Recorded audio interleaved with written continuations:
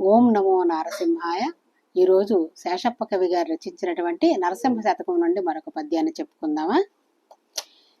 శ్రవణరంధ్రముల్ని సత్కథల్పాడంగలేసమానందంబు లేనివాడు, పుణ్యవంతులు నిన్ను పూజ సేయగ చూచి భావమందుత్సాహపడనివాడు, భక్తవర్యులు నీ ప్రభావముల్ పొగడంగ తత్పరత్వము లేక తలగువాడు, తన చిత్తమందు నీ ధ్యానమెన్నడు లేక కాలమంతయు వృధా గడుపువాడు, వసుధలో నెల్ల వ్యర్థుడు వాడయ్యగును మరియు చెడుగాక ఎప్పుడు మమత నొంది, భూషణ వికాస శ్రీధర్మపుర నివాస దుష్ట సంహార నరసింహ దురిత దూరా.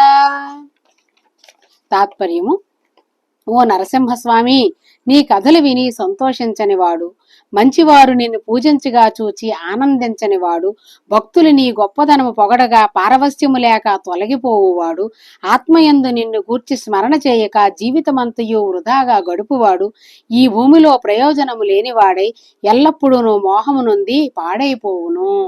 ఇవన్నీ కూడా చెడు లక్షణాలే కదా. వారు చెయ్యలేదు సరిగదా, చేసిన వారిని చూసి కూడా ఏడుపు, ఆనందించరు, ఉత్సాహపరచరు. ఎంత పాపకార్యము. ఎప్పుడైనా సరే వాడు పాడైపోవడానికి ఇటువంటి బుద్ధులు మనలో ఒకవేళ ఉంటే అవి మార్చుకోవాలని కవిగారు ఈ విధంగా చెప్పారు. ఓం నమో నారాయణాయ. ఓం నమో నారసింహాయ.